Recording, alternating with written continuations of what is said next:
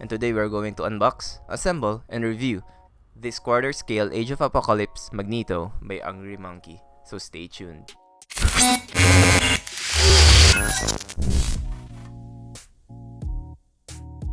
So for my previous review of the Phoenix Namor, I mentioned that I did not get this piece, and opted to purchase the Phoenix Namor instead. So a close friend of mine bought the statue and had it sent to me. He agreed I can open it for a review, and here we are. So here's a background about this Magneto variant. The Age of Apocalypse storyline is based on a different Marvel universe where Apocalypse have reigned the Earth in this universe. Because Professor X was killed accidentally, making Apocalypse attack on Earth 10 years early. Magneto is still a leader of his group, but this time is rebelling against Apocalypse. Magneto is wearing a semi-different costume in this storyline. He's wearing a knight-like helm, has long hair, and his cape is also mounted differently, but still rocking the same color scheme. So without further ado, let's proceed with the unboxing. Here we have the box with a very simple art print symbolizing Magneto. Inside we have a black foam with straps, but no packaging tape on the sides.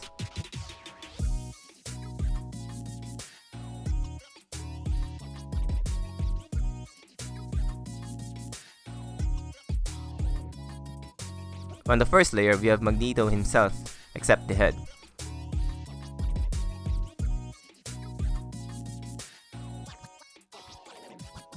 Next, we have the cape, and it's very light. Be careful with this, it might break easily.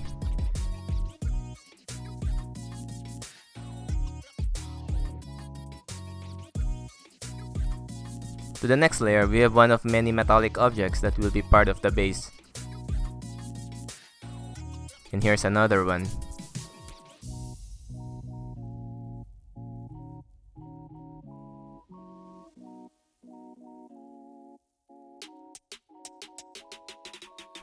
We have Magneto's first portrait. We have the dark face portrait. Hair looks very fragile.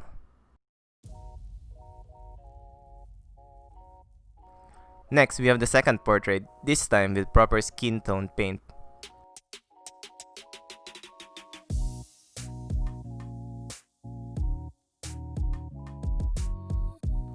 Next, we have another metallic object.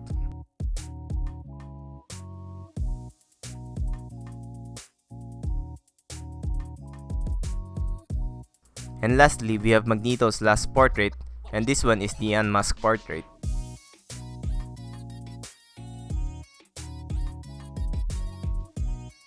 Finally, to the last layer, and we have this very important metallic piece. And another metallic object. And another.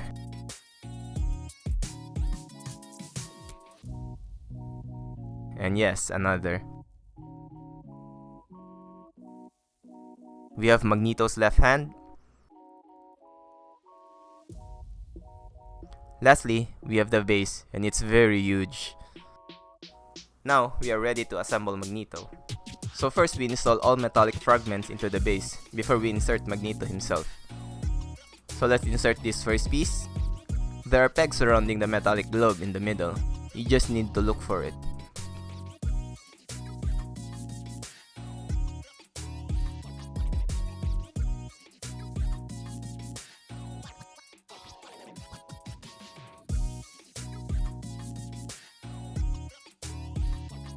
And again, another metallic piece that will be inserted right next to the first one we inserted.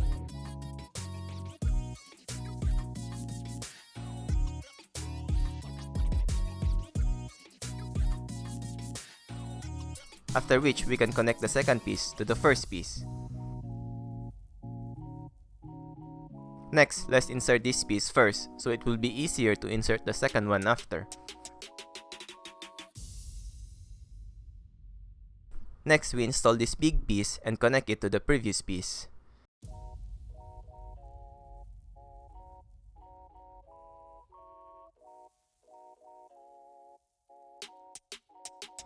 Now, for the last metallic piece that will be inserted surrounding the globe.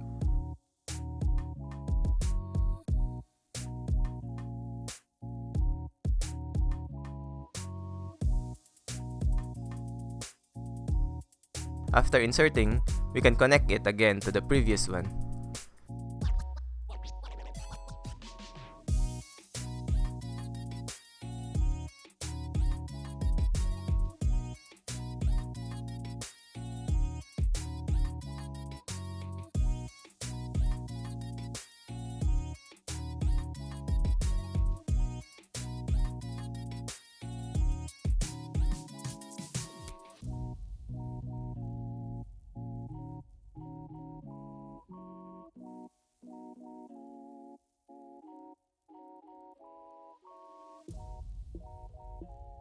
Now, this metallic piece has no proper alignment, but the magnets will help you out.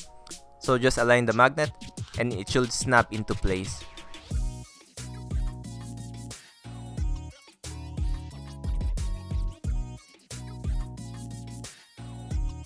Next, we can insert Magneto into the base. Magneto's left foot has a key that will be inserted in the base.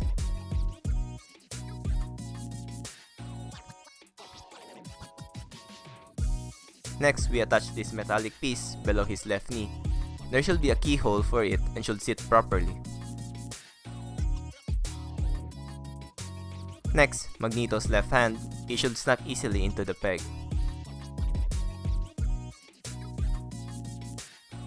Now, the cape is a little tricky. You should align it properly and make it sit almost flush, so the head will connect properly to the magnet. Be sure to ready the pin and lock it into place when finished.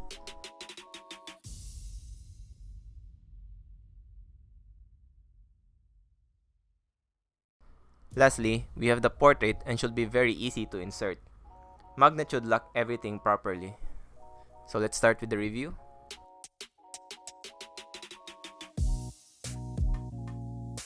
The base is a metallic globe on some sort of platform, with Magneto attracting more metallic pieces to it. Paint is very simple. They almost use one color for the base and all metallic objects. The metal pieces does look like it's real metal. They were sculpted really good. I believe the base can be made smaller, with just the globe area to save us some space. You also can't assemble the base properly, because once you try to connect the metallic objects together, they detach themselves from the pegs on the base. No matter what you do, you can never make everything flush and perfect. The way I did it was I made sure everything is connected above, and when the pegs lift, I just leave them as is. It's not very visible anyway because of the dark paint. The base is also quite heavy. Maybe it's needed to hold Magneto properly. Some of this metal spike touches Magneto's cape. Just install the cape slowly to avoid them rubbing into each other. We also have this small piece that I have no idea where it will be inserted. It has no magnet or peg for it to rest on. I just left mine on top of where it can blend in. But you can put it back into the box. Doesn't really matter anyway. His boots is sculpted and painted really well. No battle damages or any kind of weathering. The purple is painted metallic.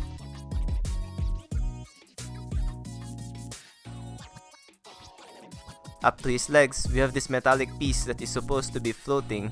Honestly, would have preferred if that piece wasn't there. Anyway, this Magneto is very buff as you can see all his muscles bulging out. No textures on his suit, which is not a big deal anyway. His undies is also painted with metallic color, and his belt is sculpted well. Magneto is really muscular here. You can see his six-pack very visibly as well as his wings. He does have some little textures on the middle part of his body going to his shoulders. His shoulder pad and the pin holding his cape is painted with metallic colors as well. There's also a visible seam on his right shoulder. Would be a lot more visible if the cape was not there.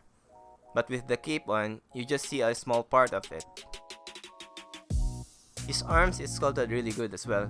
You can clearly see his bicep and some veins. No molding issues with his hands.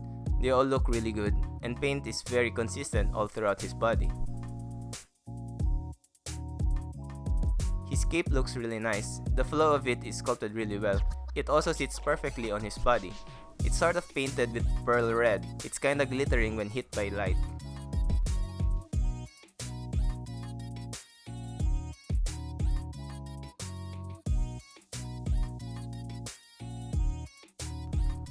Now, for the first portrait.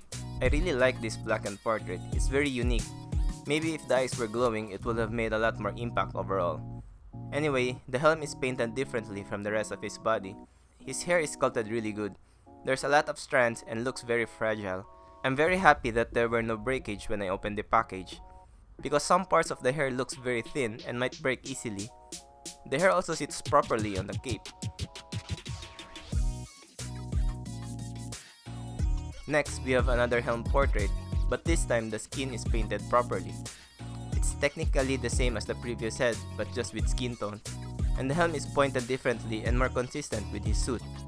His eyes is whitened out, and it's very traditional for customs to whiten the eyes out. His teeth is sculpted really well and has this shiny effect to make it look like it's wet. Overall, great sculpt and paint. Last, we have this Anma's portrait, and this is my favorite of the three. I really like how this turned out. The paint is on point and looks really nice. Sculpt on all the hair from the three portrait is the same. They didn't change one bit from all three of them. Also, this head was still wet when I received it.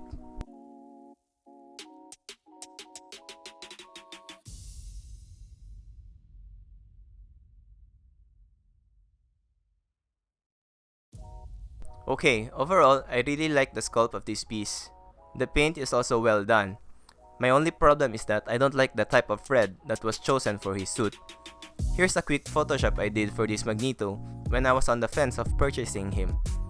I think if this piece was painted with the proper red Magneto uses, it would have made a lot of difference. I do understand that many of the collectors who bought this would have preferred this color because it would be different from the rest of their other Magnetos, and it would have more presence because it was different. So that's it for the review. Hope you enjoyed it. Thank you for watching till the end. Subscribe to the channel if you want more content like this, and stay tuned every Sunday evening where I will be releasing weekly segments about the world of custom statues. See you next time!